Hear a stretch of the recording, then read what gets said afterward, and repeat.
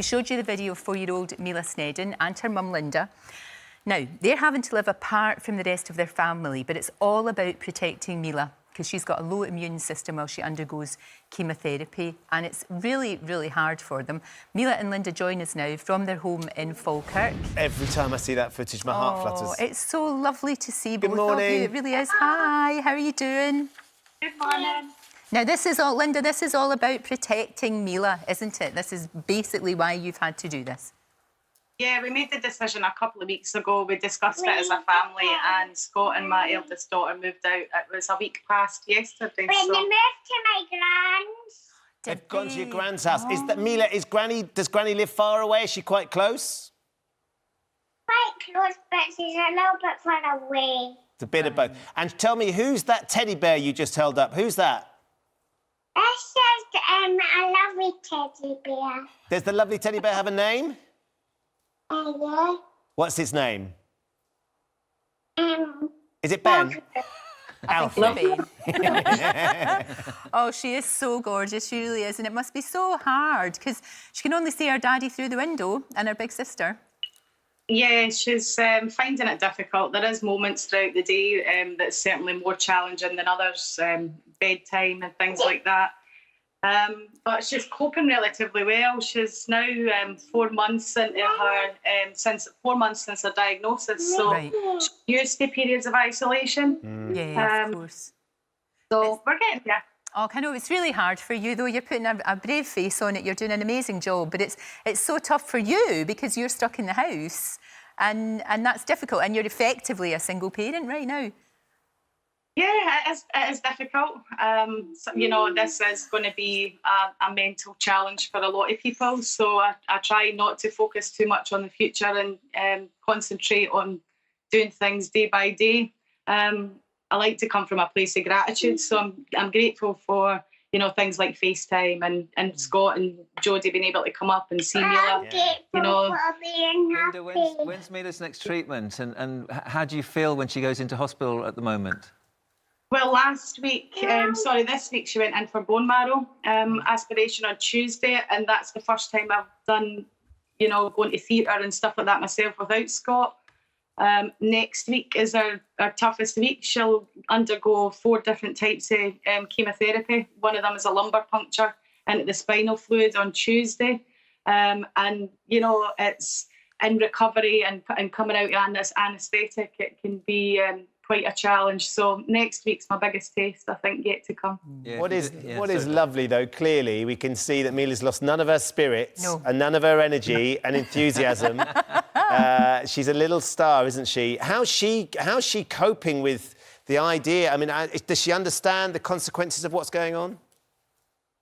I think because she's so used to periods of isolation and, you know, the extended family taking more of a back seat, that she's been used to this type of pattern of behaviour for quite some time.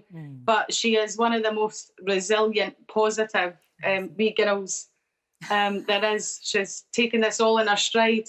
She's fantastic. I love she's doing her exercises. I think we should all be doing that. Mila, I'm loving that. I really am.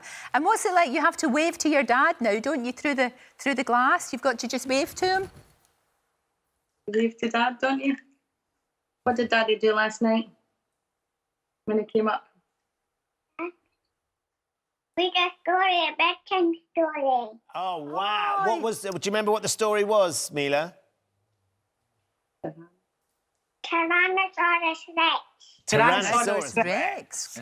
So and imagine for Scott, the important thing as well, of course, Linda, is Scott still feels, although there is that physical barrier, he still feels like he can have a connection with the two of you as well.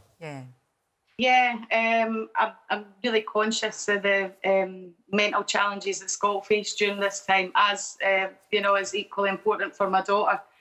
So having these little windows of opportunity, if you like, to come up and see her whenever he can is going to be beneficial. for us all. I wonder, since we've seen the pictures and we know that Anton Deck gave a message, which was lovely, and I bet you Mila enjoyed that. I bet she enjoyed seeing those two, just telling it, you know, just giving her support. And I would imagine you've been pretty overwhelmed by people just wishing you well.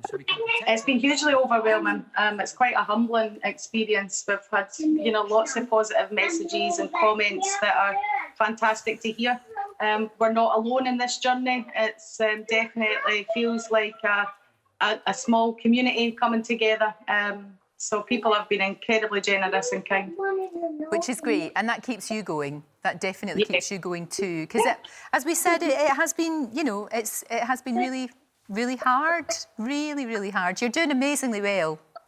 Well, thank you. No, you really are. I love the fact you've got the bribes there as well. A few sweets here and there. Oh yeah, definitely.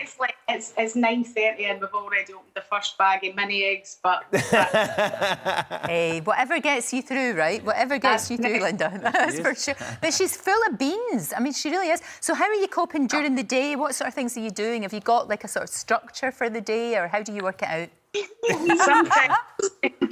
Sometimes we have a plan. Sometimes we don't. We take it each day. Mila's obviously been out of nursery since November. So we try and do a little bit of education, but have fun, don't we? We do some dancing and watch a bit of TV. And right now we're playing with unicorns. So, yeah. Sounds good. It does sound good. Sounds good to me. That much energy as Mila. I know, She's amazing, it's incredible right? to be She's going through all of that. full of beans. This is probably a very good opportunity. I just wanted to correct something I said yesterday, that the routine immunisation schedule for children goes ahead, even through this outbreak. It's important that children keep having their immunisations. So absolutely. That was a correction from yesterday. Of course. Thank you, Hilary. Thank you for clearing that up. And what's the rest of the day looking like, Linda and Mila? What are you up to? I imagine that my phone will explode in the next wee while, as it's done all week, and my mum and dad will be on the phone, and my sister and my nieces and nephews. So lovely, yeah. Pretty much the rest of the morning will be taken up with people that are watching it home just now. You betcha. Linda, see when all this is over, will you come down and see me and come down and see us in the studio? Because we'd love to actually meet you and Mila in person. And of course your husband Scott and your other daughter too. The whole lot of you have got to come down and see us. Oh, we would love to. Yeah, that would be fantastic. We've got a fun day planned out. Trying to control Mila in the studio is something I would like to watch. I'm looking forward to that. Challenge.